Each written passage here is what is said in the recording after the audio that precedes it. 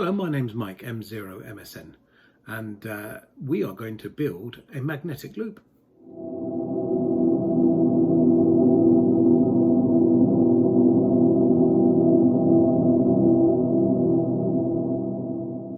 Well, I think what we'll do is we'll give you a bit of potted history on the attempts and also what we've managed to achieve whilst making this loop, so that you can understand what's involved before I actually go through how to actually build it. Okay, so please bear with. The magnetic loop project started about 8 months ago in earnest. Myself and Bryan, Golf 4 BZU, were talking in the Gloucester Club about the possibilities of making a magnetic loop between us. Bryan, who's an engineer, an ex-RAF engineer, a super talented man, decided that he would have a go at making some dielectric from some PTFE that he had. And also the idea he had was to build a trombone capacitor. Hi Mike, I just thought I'd send you a little video on the first half of one of the capacitors. The sleeve in I've managed to bore out to fit the movable tube. It's made of, I think it's Teflon, and it has a movement of approximately 7 inches.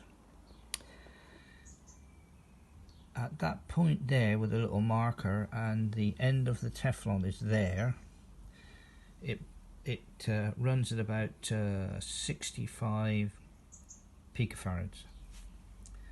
Now if you go past that, then you end up into what you call airspace then, okay, which is like that, which is fairly even, and then you can get up to about 75, but of course you could end up with flashover. So for higher current you need to be just a bit below the internal Teflon which is there. So we managed to make the trombone capacitors, and we managed to make them work. So we're going to need 2 of those, so that was fabricated. And we also decided that we would, instead of trying to make a perfect loop, which believe you me is incredibly difficult to do out of copper, we decided to make an octagon. It's much easier to do an 8-sided shape with 45-degree bends than it is to actually make a perfect loop. So that's what we decided to do. And we made it out of 15mm copper because that is plentiful and a lot cheaper than any other material that we could have possibly have used. It soon became apparent that we needed some way of driving the capacitor in and out of the sleeves, and we decided on a threaded bar, and well, this is what we've done.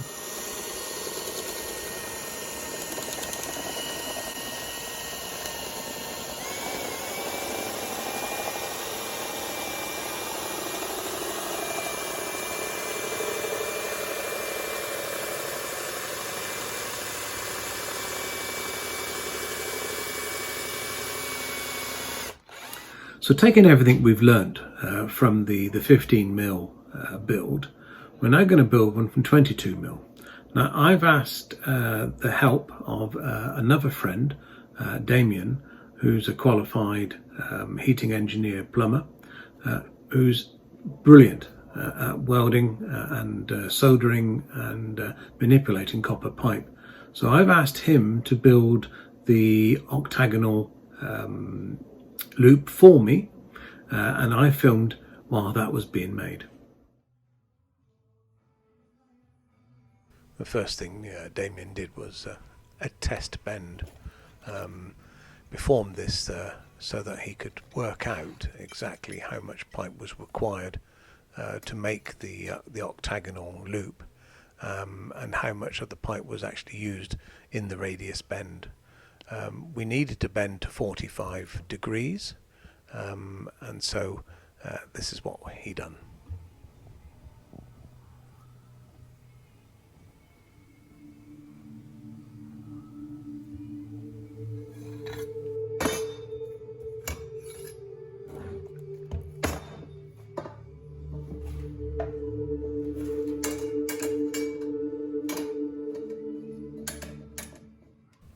The amount of bend was then checked using this set square.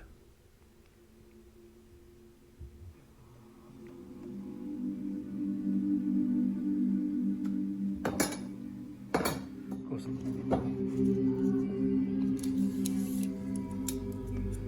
A measurement was taken of the bend to see the centre, and that worked out to be 5 centimetres.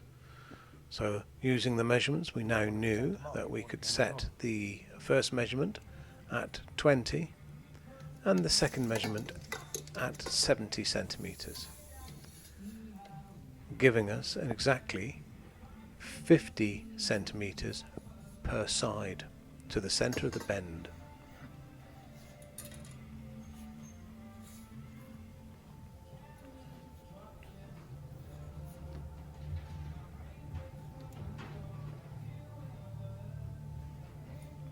Dameon then set out to make 4 of these sides.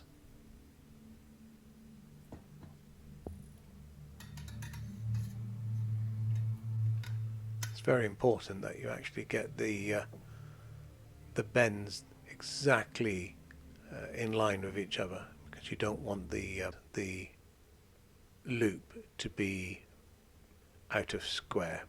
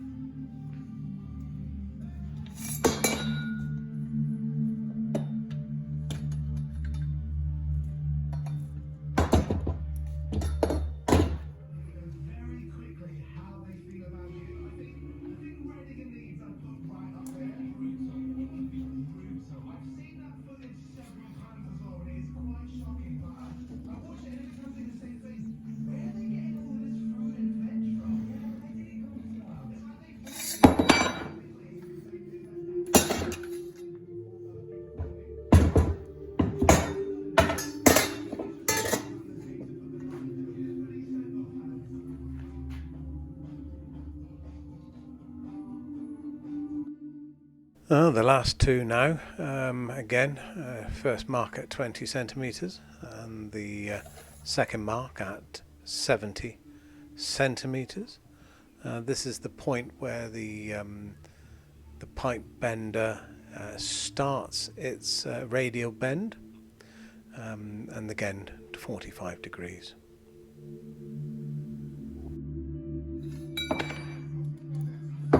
It's easier to overbend and straighten it back out than it is to underbend and repress it. So if we overbend slightly, you can hold a flat down and then actually break some of the bend back out just by teasing it out.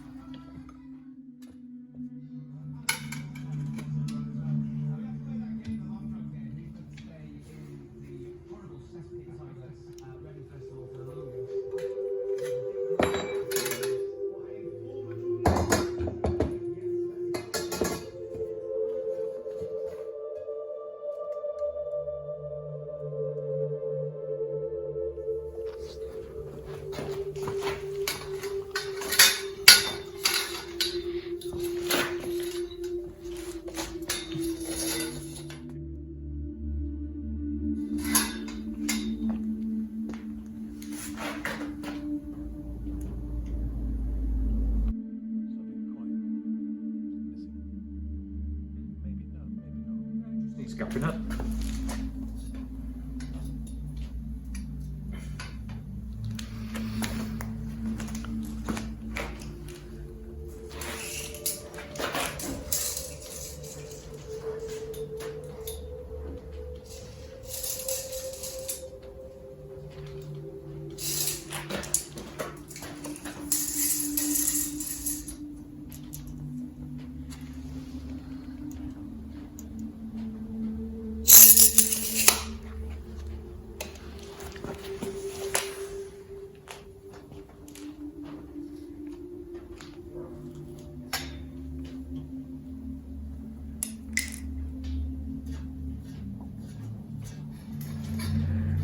Once it's joined together, we can move it around, square it up.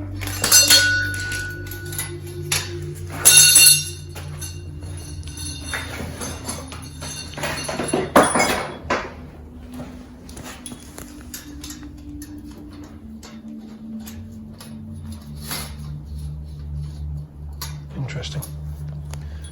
So,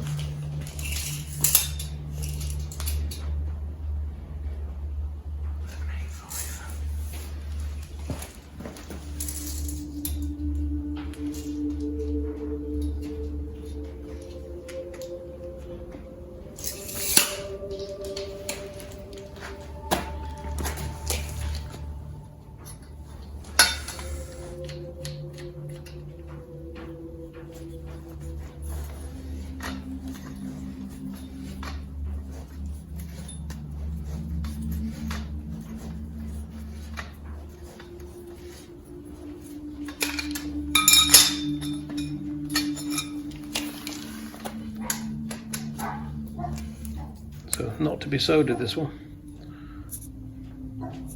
Stop.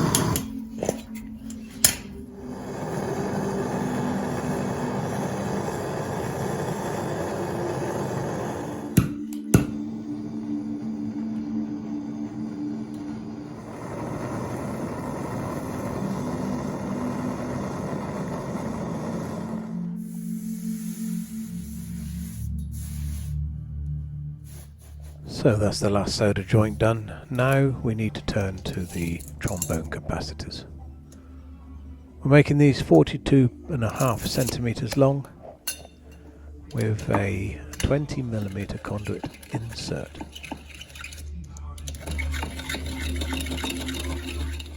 As you can see, the conduit inserts quite nicely into the copper pipe. The space between the capacitors is set by the white twin pipe clips that are used here.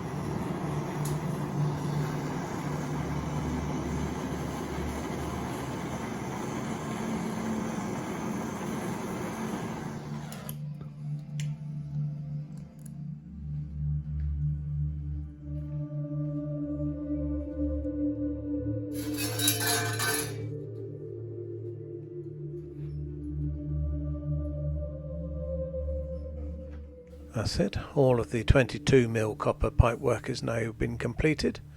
The only thing left to do now is insert the conduit, measure and mark, and cut it to the right length.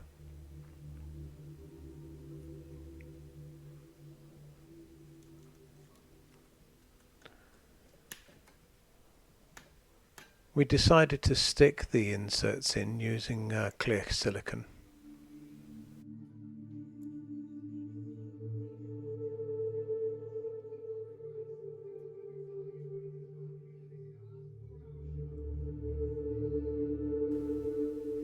And there you go, 22mm octagonal MagLoop. Next thing to do, of course, is to finish the trombone capacitors. To do this, we need to make the 15mm inserts. The center of the capacitor consists of 2 elbows and 4 straight connectors. The wall plugs you see there are for the insulator guides. The capacitor length is 41 centimeters, and the base U joiner is 2 centimeters.